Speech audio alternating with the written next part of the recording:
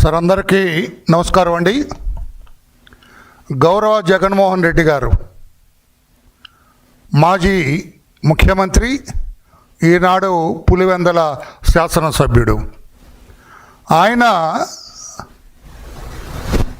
Governor గారిని కలిశారు ఒక అరగంట క్రితం. వారి పార్టీ నాయకులతోటి వారి శ్రీమతితో కూడా కలిసినట్టుగా విన్నాను. స్క్రోలింగ్ ఎక్కడో చూశాను నేను. కానీ ఆయన గవర్నర్ గారిని ఎందుకు కలిశారు, గవర్నర్ గారితో ఏం మాట్లాడారు, గవర్నర్ గారికి ఎవరి మీద ఫిర్యాదులు చేశాడు, గవర్నర్ గారిని కలిసి గవర్నర్ గారు ఏమి చేయాలని అడిగారు, మరి బయట ఉన్న ప్రెస్ వాళ్ళకి మాత్రం ఆయన చెప్పలేదు. కార్యకరట వెళ్ళిపోయారట. ప్రెస్ వాళ్ళు కేకలేస్తున్నారు, చేతులు ఊపారు, ఆపండి ఆపండి అన్నారు. అటువైపు కన్నెత్తి కూడా చూడకుండా తుస్సుమని వెళ్ళిపోయాడు. నేను అడుగుతున్న గౌరవ జగన్మోహన్ రెడ్డి గారు, మీరు గవర్నర్ గారిని కలిశారు, కలవటంలో తప్పులేదు. మేము కూడా ప్రతిపక్షం ఉన్నాం, చాలా సార్లు కలిసాము. మా అధినేత కూడా అప్పుడప్పుడు గవర్నర్ గారిని కలిసేవాళ్ళు. బయటకు వచ్చిన తర్వాత గవర్నర్ గారిని ఎందుకు కలవాల్సి వచ్చింది, ఏమి చెప్పాము, దానికి గవర్నర్ గారు ఎలా స్పందించారు, ఈ విషయాలన్నీ కూడా పాత్రికేయులకు చెబుతారు, ప్రజలకు తెలుస్తుంది. తద్వారా మీరేంటి గప్చికి వెళ్ళిపోయారు? ఇదేమన్నా మీ పర్సనల్ ట్రిప్పా?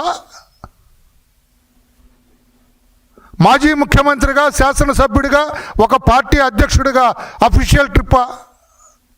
గవర్నర్ గారిని కలిసింది మీ పర్సనల్ ట్రిప్పా? రాజకీయ పార్టీ అధ్యక్షుడిగా, ఒక శాసనసభ్యుడిగా, మాజీ ముఖ్యమంత్రిగా వెళ్ళారా? ఆ విషయాన్ని చెప్పాలి కదా. ఎందుకు ప్రెస్ని ఫేస్ చేయటానికి మీరు భయపడతారు? Why you are shivering to face the press? That is my first question. నేను ప్రశ్నలు మీకే సంధిస్తున్నాను. నేను బాగా దొరికారు. అంతకుముందు అయితే మిమ్మల్ని డైరెక్ట్గా మాట్లాడటానికి అవకాశం రాలా నాకు, ఎందుకంటే మీరు ఎప్పుడు బయటకు రాలి. ఇప్పుడు వచ్చారు బయటికి, గవర్నర్ గారి దగ్గరికి వెళ్ళారు. ఏమి చెప్పారు గవర్నర్ గారికి? చెప్పాలి కదా, ప్రెస్కి, ప్రజలకు తెలియాలి కదా. లేదండి నేను ఊరికే వెళ్ళానండి, మా శ్రీమతి గవర్నర్ గారి రాజ్భవన్ చూస్తానంటే తీసుకెళ్ళాను, తప్పులేదు. లేకపోతే మా కార్యకర్తలు రాజ్భవన్ ఎలా ఉంటుందో చూస్తామన్నారండి, తీసుకెళ్ళానంటే తప్పులేదు. లేకుంటే ఎవరి మీదో ఫిర్యాదు చేయడానికి వెళ్ళామండి, ఆ ఫిర్యాదులు చిట్టా ఇది అని చెప్పడంలో తప్పులేదు. మీరెందుకు ఏ విషయం చెప్పలేదు? తుర్రుమని ఎందుకు వెళ్ళిపోయారు, తుపాకీ కూడా దొరకకుండా? కారణం చెప్పండి, సమాధానం చెప్పండి. రాష్ట్ర ప్రజలు ఉత్కంఠతో చూస్తారు కదా. గవర్నర్ గారి దగ్గరికి వెళ్ళారు, ఈయన ఏం చెప్పారు గవర్నర్ గారికి, గవర్నర్ గారు ఏమన్నారు, ఏం ఫిర్యాదులు చేశారు, లేకపోతే ఎందుకు వెళ్ళారు, ఏం జరుగుతుంది అని అంటారు కదా. పోనీ గవర్నర్ గారిని కలిసి, పత్రికా సోదరుల, I would like to draw your attention, ఒక్కసారి నా కళ్ళకు చూడండి. గవర్నర్ గారిని కలిసి మా కసిరెడ్డి, మా పార్టీ నాయకులు మీద, చాలామంది మీద ఎఫ్ఐఆర్ ఇష్యూ చేసి సిట్ దర్యాప్తు చేస్తూ ఉంది. ఇప్పటికే దాదాపు 12-13 అరెస్ట్ చేశారు, జ్యుడిషియల్ కస్టడీలో ఉన్నారు. నాకు అత్యంత సన్నిహితుడైన చెవిరెడ్డిని కూడా అరెస్ట్ చేశారు, రిమాండ్లో పెట్టారు. ఈ కేసు ఇంకా పకడ్బందీగా, క్షుణ్ణంగా, ఆధారాలతో సహా దర్యాప్తు చేయండి అని కోరారా గవర్నర్ గారిని? మీరు క్యాచ్ చేయాలా? అంటే ఈ కేసు సిట్ ఇంకా గట్టిగా దర్యాప్తు చేయాలా? ఎవడెవడు తప్పు చేశారు, మా పార్టీ వాళ్ళైనా సరే, నాకు అత్యంత సన్నిహితులైనా సరే, నేనైనా సరే, తప్పు చేస్తే ఎవరిని వదలొద్దని చెప్పండి సిట్కి అని గవర్నర్ గారిని కోరటానికి వచ్చారా? ఇంకా కన్ఫ్యూజన్గా ఉంది ఫేస్. గవర్నర్ గారిని జగన్మోహన్ రెడ్డి గారు వెళ్ళి నమస్కారం పెట్టి ఈ సిట్ దర్యాప్తు కూలంకషంగా దర్యాప్తు చేయమనండి. ముద్దాయిలు ఎంతటి వారైనా వదలటానికి వీల్లేదు, నిజానిజాలు బయటకు తీయాలా. ఒకవేళ మా వాళ్ళు నిజంగానే నాకు తెలియకుండా ఒకవేళ మద్యం కేసులో 3,500 కోట్లు కొట్టేస్తే ఎవరిని వదలొద్దు.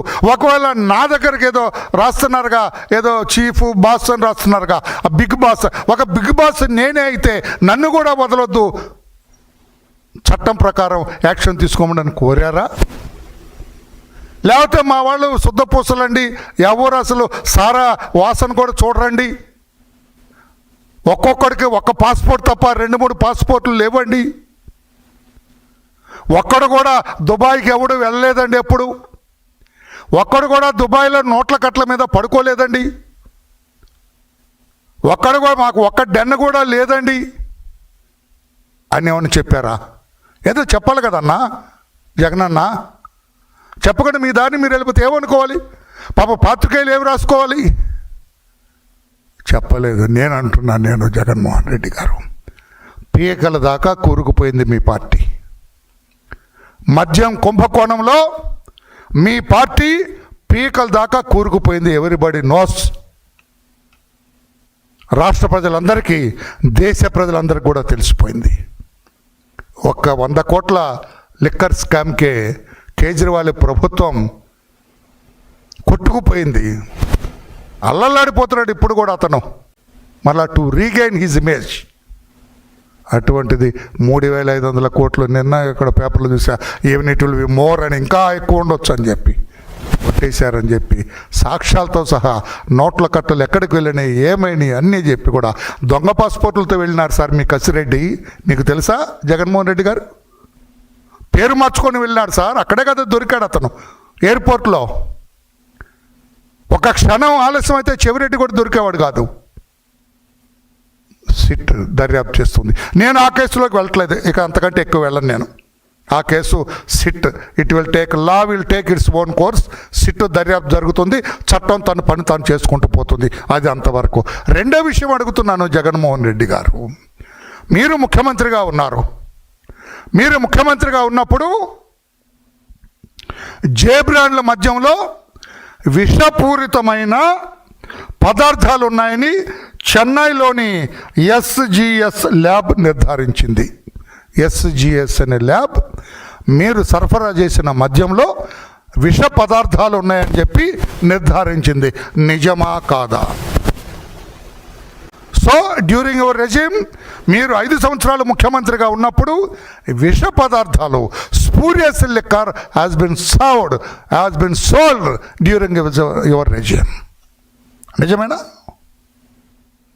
అమాయకులు వాళ్ళ అలవాటు, వాళ్ళ బలహీనతని ఆసరాగా చేసుకొని విషపూరితమైన మద్యాన్ని అమ్మినారు. వాళ్ళకి వేలాది మంది ప్రాణాలు పోగొట్టుకున్నారు. ఆంధ్రప్రదేశ్ రాష్ట్రంలో గౌరవ జగన్ గారు మీ ముఖ్యమంత్రిత్వంలో ఈ అవినీతి వల్ల, ఈ మద్యం కుంభకోణం వల్ల,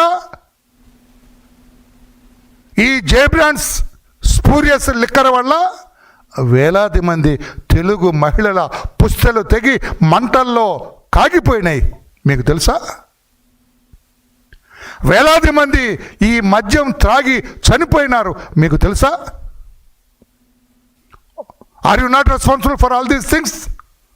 ఈ చావులకి మీరు కారణం కాదా? ఈ తెలుగు మహిళల పుస్తలు తెగి మంటల్లో కాగటానికి ఆనాటి ముఖ్యమంత్రిగా మీరు కారణం కాదా? మీ వాళ్ళ అవినీతి కారణం కాదా? మీ వాళ్ళ దొడ్డిదారి సంపాదన కారణం కాదా? ఎంతోమంది, ఎన్ని కుటుంబాలు నాశనమైనాయి సార్ జగన్మోహన్ రెడ్డి గారు మీ వాళ్ళ అవినీతి వల్ల. మీ పేరు నేను అంటలేదు, ఇంకా రాలేదు కదా మీరు అంతదాకా. మీ వాళ్ళ అవినీతి వల్ల ఎన్ని కుటుంబాలు బజార్ను పడ్డాయి. కుటుంబం పెద్ద పోతే ఆ కుటుంబం ఏమైతే చిన్న భిన్నమైపోద్ది ఆ కుటుంబం. ఇంకా నేను మీకు తెలియజేస్తూ ఉన్నాను, నేను 2024 మధ్య కిడ్నీలు దెబ్బతిన్నవాళ్ళు, మీ జే బ్రాండ్ మద్యం త్రాగటం వల్ల కిడ్నీలు దెబ్బతిన్నవాళ్ళు 2020లో 15,363 మంది, 2021లో 15,058 మంది, 2022లో 16,108 మంది, 2023లో 20,303, 2024లో మీ ఆఖరి సంవత్సరం పాలన 23,000 బాగా పెరిగింది, 23,553 మంది. అంటే మీ 5 సంవత్సరాల పాలనలో ఈ విషపూరిత కల్తీ జే బ్రాండ్స్ మద్యం త్రాగి 90,380 మంది, ఐ రిపీట్ 90,385 మంది కిడ్నీలు దెబ్బతిన్నాయి. Their kidneys are not functioning. ఇది కాకి లెక్కలు కాదు. తర్వాత 20లో 4,917 మంది కాలేయం దెబ్బతిన్నది. కాలేయం అంటే లివర్. 20లో 4,917, 21లో 2,186, 22లో 3,632, 23లో 7,411, 24లో 11,223. టోటల్ లివర్ పోయిన వాళ్ళు మీ వల్ల, మీ అవినీతి, మీ టీం అవినీతి వల్ల. టీం అవినీతి పేరు బాగుంది. మీ టీం అవినీతి వల్ల 29,369 మంది లివర్ కోల్పోయినారు sir. There liver are not functioning. పనిచేయట్లేదు వాళ్ళ కాలేయం, లివర్. నరాల వ్యాధులకు గురైన వాళ్ళు, స్పూరియస్ లెక్క చేస్తే నరాలు పనిచేయవు. ఇట్లా పెన్ పట్టుకోలేడు, వరలరామయ్య పట్టుకున్నట్టు పట్టుకోలేడు. వాడు చేయి రాదు, ఇట్లా దూరం. ఈ 2 వేళ్ళు కలవు. అన్నం తినలేడు, ఇట్లా తింటాడు. వాడు చెయ్యి ఫింగర్స్ రావు, ఇట్లా నేను పట్టుకున్నట్టు రావు. అటువంటిది 20లో 257 మందికి నరాలు బలహీనత వచ్చేసింది. 21లో 380 మంది, 22లో 922 మంది, 23లో అక్కడ ఊపు అందుకుంది బాగా మన మద్యం సేల్స్. జగన్ గారు బాగా ఊపు అందుకుంది. అప్పటికి 3,458 మంది 23లో. 24లో 7,000 తారాస్థాయికి చేరింది. 7,646 మంది 24లో. టోటల్గా 12,663 నరాల బలహీనతకు గురయ్యారు. ఇక న్యూరో సర్జన్ వచ్చి వాళ్ళని ట్రీట్ చేయాలా? వీటన్నిటికీ కారణం ఎవరని నేను అడుగుతున్నాను. నేను, మీరు కాదా ముఖ్యమంత్రిగా? మీ టీం అవినీతి కాదా? విషపూరిత మద్యం సరఫరా కాదా? ఇన్ని కుటుంబాలు నాశనం అయిపోవటానికి, ఇంతమంది ఆరోగ్యాలు చెడిపోవటానికి, ఇంతమంది లివర్ పోవటానికి, ఇంతమంది కిడ్నీలు దెబ్బతింటానికి, ఇంతమంది నరాల బలహీనతకు గురి కావటానికి మీ అవినీతి కారణం కాదా జగన్మోహన్ రెడ్డి గారు అని చెప్పి నేను అడుగుతున్నా. మీ అవినీతి టీం వల్ల కాదా జగన్మోహన్ రెడ్డి? ఎంత అడాస్ట్ అండి. రాష్ట్ర ప్రజలు కూడా గమనించాలా, పాత్రికేయ సోదరులు కూడా గమనించాలా, మిగతా పొలిటికల్ లీడర్స్ కూడా గమనించాలి. Leave aside politics. ఇంతమంది నరాల బలహీనతకు గురైతే, ఇంతమంది కిడ్నీలు పోతే, ఇంతమంది లివర్ పోతే, వేలాది మంది చనిపోతే చీమతెత్తులు లేకుండా మా వాళ్ళు శుద్ధపూసలని చెప్పాలని జగన్మోహన్ రెడ్డి గారు ప్రయత్నం చేయటం న్యాయమా? మానవత్వం ఉండదా? జాలి దయ ఉండదా మీకు? ఇంతమంది చనిపోతే ఆలోచించరా జగన్ గారు? ఆ రోజున 27 మంది చనిపోయారండి జంగారెడ్డిగూడెంలో కల్తీ మద్యం దాగి. కంట్రోల్ చేయగలిగినారా? మీ అవినీతి వల్ల, మీ అవినీతి ఎజెండా. మీరు అధికారంలోకి వచ్చింది అవినీతి కోసం వచ్చారు. Not to rule the state, not to serve the people. ప్రజలకు సేవ చేయడానికి రాదు, పరిపాలించడానికి కాదు, అవినీతి కోసమే మీరు వచ్చారు రాజకీయాల్లోకి. మీ అవినీతి సొమ్మును దాచుకోవటానికి, చట్టబద్ధం చేసుకోవటానికి వచ్చారు మీరు అవినీతి అధికారంలోకి లేకపోతే రాజకీయాల్లోకి. అందుకే నేను అడుగుతున్నా, again I would like to draw the attention of the press. నేను ఇప్పుడు అడుగుతున్నా, గౌరవ డీజీపీ గారిని అడుగుతున్నా, సిట్ దర్యాప్తు, సిట్ ఏదైతే వేసిందో అవినీతి మీద దర్యాప్తు చేయనివ్వండి. పత్రికా సోదరులారా నా వైపు చూడండి. సిట్ దర్యాప్తు అది జరుగుతుంది, అది చేస్తుంది. నేను చెప్పేది is nothing to do with this SIT.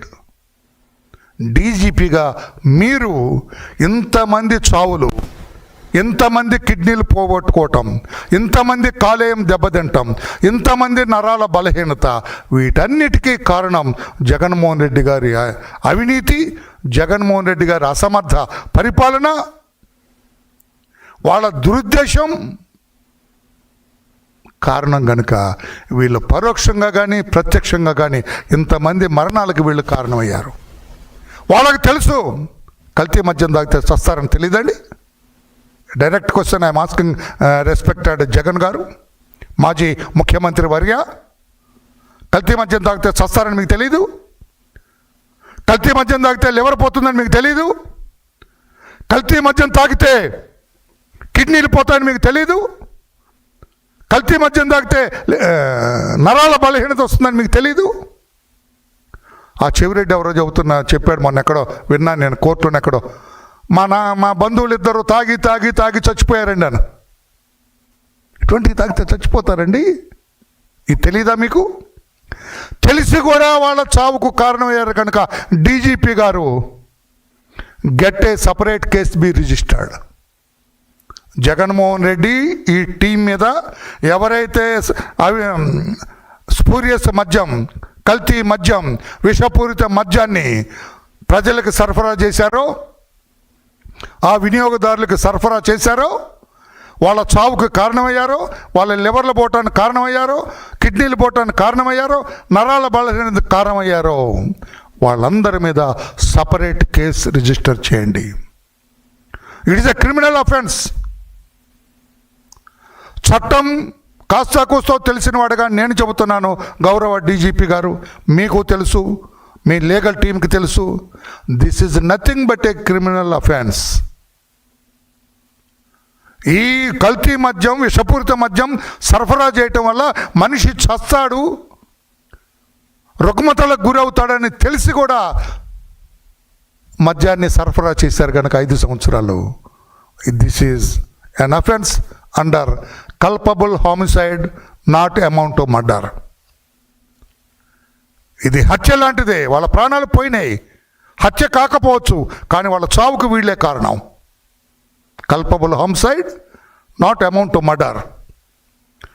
పాతదైతే 304 IPC, కొత్త దాంట్లో 105 బిఎన్ఎస్. దీని కింద వెంటనే కేసు రిజిస్టర్ ఈ టీం మొత్తం మీద. Let A separate team be formed.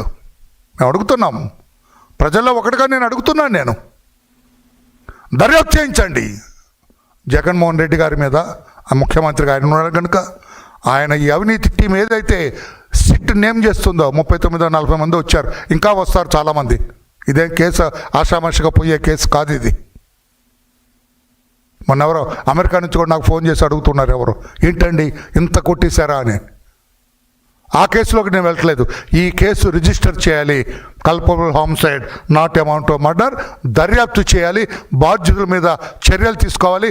ఆ కేసు అదే అవినీతి. ఆ కేసు ఆరోగ్యాలకి, కుటుంబాల నాశనానికి, శారీరకంగా మరణాలకి, శారీరకంగా రుగ్మతలకి కారణమైనందుకు ఈ కేసు రిజిస్టర్ చేసి బాధ్యులందరినీ కూడా చట్టానికి పట్టించాలి, అరెస్టు చేయాలి, చట్టం తన పని తాను చేసుకుపోవాలని చెప్పి కూడా గౌరవ డీజీపీ గారిని కోరుతూ ఉన్నా. సపరేట్ కేసు రిజిస్టర్ చేయండి, వీళ్ళ మీద చర్యలు తీసుకోండి అని చెప్పి కూడా నేను తెలియజేస్తున్నా. ఒకవేళ గవర్నర్ గారికి ఇది కూడా ఏమైనా చెప్పు ఉంటాడా, మా వాళ్ళు ఇట్లా చేశారండి, ఈ కేసు కూడా చేయండి అని జగన్ గారు ఏమైనా చెప్పు ఉంటారేమో, అదైతే నాకు తెలియదు. This is our request, public side నుంచి అడుగుతున్నా. ఒక జాలి, దయ ఇది కూడా లేదండి. చాలా ఎక్కువ మాట్లాడతాడు. నిన్న ఎప్పుడన్నాడు జాలి లేదా, దయ లేదా? నీకు లేదు జగన్మోహన్ రెడ్డి గారు. ఇంతమంది చనిపోయినారు జగన్మోహన్ రెడ్డి గారు.